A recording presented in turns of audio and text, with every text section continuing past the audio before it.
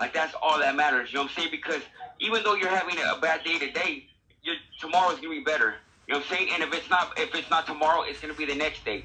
You know? So no matter what it is, whatever you guys are doing out there, you know what I'm saying? If life feels like it's like getting you guys down and it feels like you can't go on anymore, you can, because it's inside you, eh? You just gotta push, strive, you know? But anyways, I'm gonna talk to you guys about pushing. And you know, no matter what, what the case is, right? It was maybe about like 6 years ago, right? It was like 6 years ago. I had just crossed over, or 7 years now, right? I had just crossed over from being active Sureño to being SNY, right? And if you guys know about my story, you know I got hit 11 times, and all that. So, anyways, I had just crossed over. I'm in the hole, right? And I'm feeling like my life is crumbling, you know? And I end up going to this place over it's called High Desert State Prison. When I got to High Desert State Prison, it's like a whole nother world, you know? Like, I never seen it before. I never seen all kinds of stuff, but I seen it there, and like I thought to myself, like, what did I do? You know? Like instant regret. I hated it, you know? Well, I go there, and when I get there, I see my homeboy Muggsy, and me and Muggsy, we were just active in Calipat together, right? And he ended up leaving out of my cell for whatever reason, but I seen him right there. I give him a big old hug and stuff, right? So me and him start chilling, and he's a 2-5er at the time, right? So this is basically like how I started like coming around. Well, they're telling me their little rules, like, you know, there's no homosexuals allowed. There's nobody with bad paperwork. You know, they check paperwork and all that, you know. And I grew up to that. Since I was a kid, that's what you do. You check someone's paperwork to make sure that they're not a weirdo. So I go over there and I start kicking it with him, right? I start mobbing the yard with him. And there's like all kinds of Norteños around. All kinds, but they're not claiming Norteño no more. They're just claiming like they're from up north, right?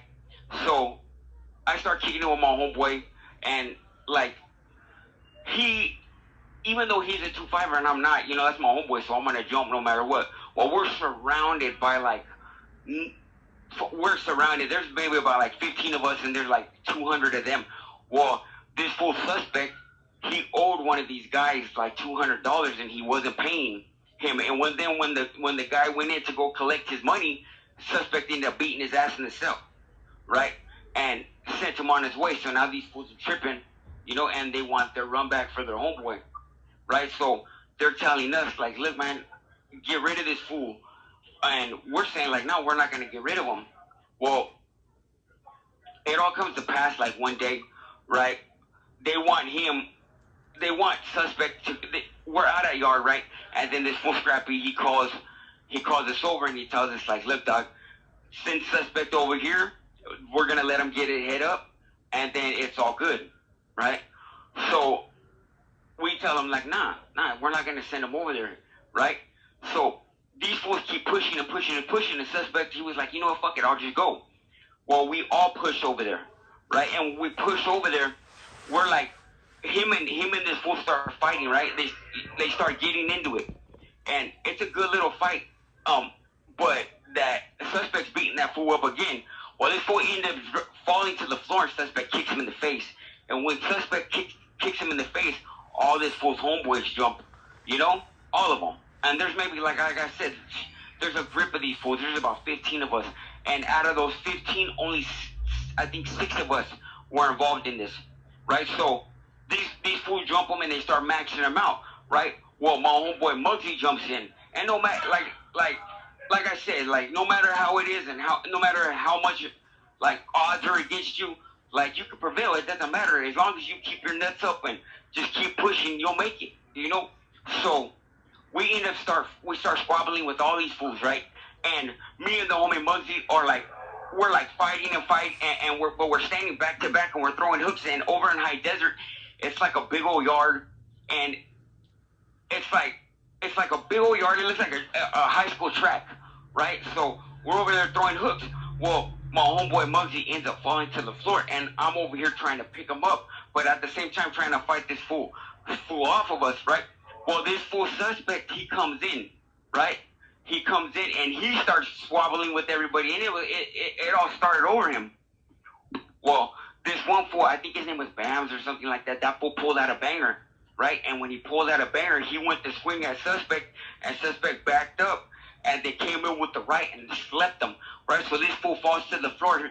Suspect grabs his piece, right? And when he pulled the piece out, all them fools stopped. You know, they all stopped like coming forward. So this fool, you can hear him. It's all quiet. It's all quiet. This fool has a banger in the yard, and he's screaming to these fools, "Come on, come on!"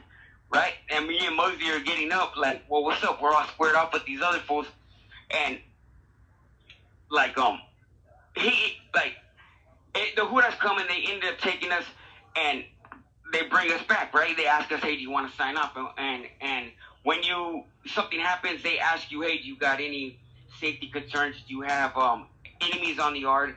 And and if you want to make a statement, and more than likely, everybody, or if you keep it G, it's no to all of them. No, I don't have no enemies. Yes, I could program safely on the yard. No, I don't want to A12 nobody. Like, you keep it gangster. So me and my homeboy, we push back to the yard, right? And we get back to the yard, and we're asking the homie, "Well, we're suspect. We're suspect." Right? Come to find out, that fool refused to sign off. So all this stuff started over him, right?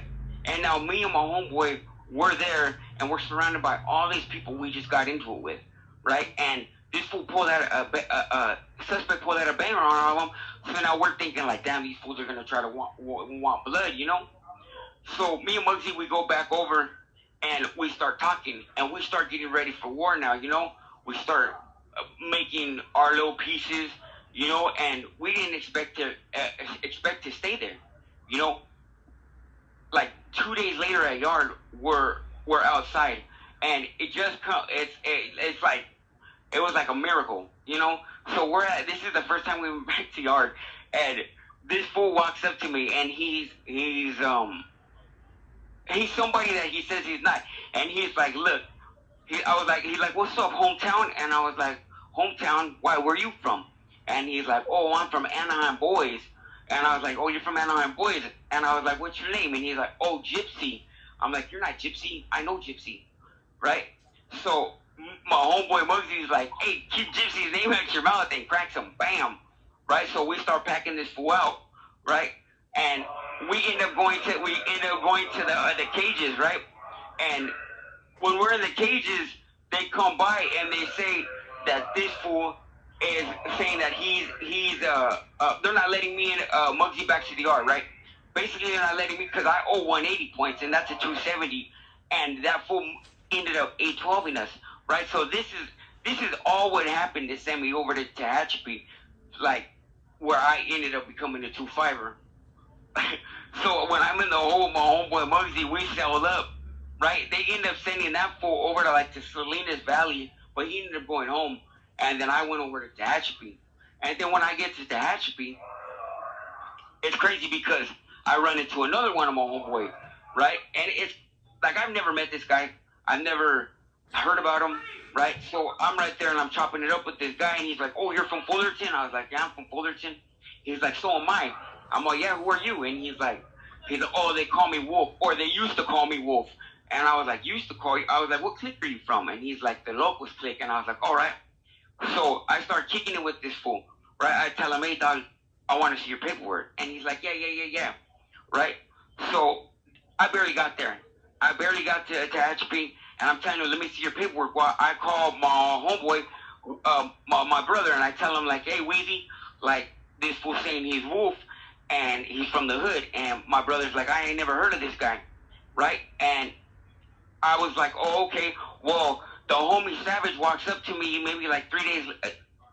No, I think it was the following day. He walks up to me and he goes, "Look, dog, your homeboy, that fool, he's no good, dog.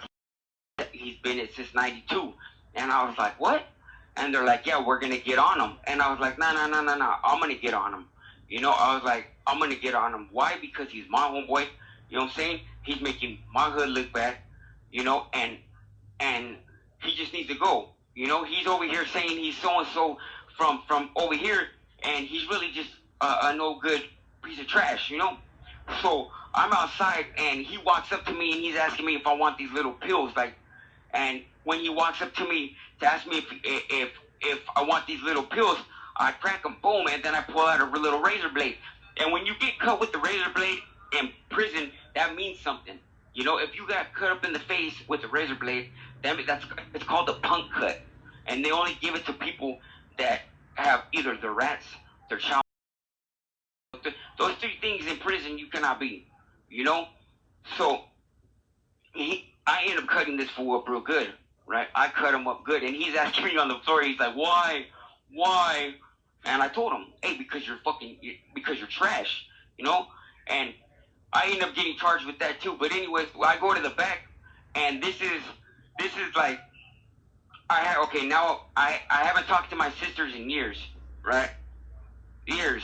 I have no one looking out for me. This is before I met my beautiful wife. You know, this is before any of that. You know, like I was a drug addict. You know, I was like rock bottom, Holmes. You know, and when I went to the hole and I looked inside my locker, I seen I had one soap left, right? And from that moment on, when from that moment on, I promised myself like I will never ever touch another drug, right? Because I'm over here collecting all my stuff and I have nothing, right? So that's why I'm telling all you people out there, like, if you feel like you're at your lowest, you know what I'm saying, all you can do is go up. You know, like, pull up your bootstraps and push forward. Like, nothing is never too much where you guys just can't, like, you can't make it. You know, it feels like that, but I promise you, like, what does not kill you, it does make you stronger. So I just want to thank you guys for this opportunity to tell my little story. You know, I know it's not usually like all my other ones, you know, but I appreciate you guys' time.